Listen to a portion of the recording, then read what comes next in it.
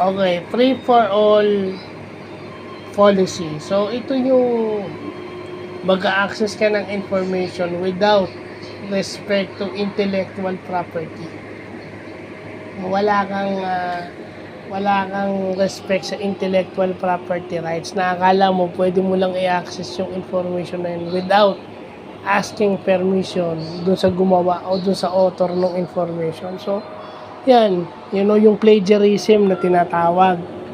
Yung dahil pwede na tayo mag-cut and paste o copy-paste, di ba? Yun na siya.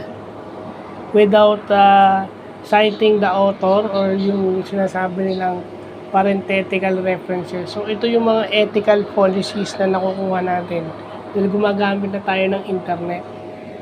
So, ito yung mga nakukuha natin sa internet na medyo hindi tama at kailangan alam natin. Diba? Kasi yung iba, basta lang makagawa ng documentation eh. So, ito yung dapat nating tandaan. Diba? So, yun lang po.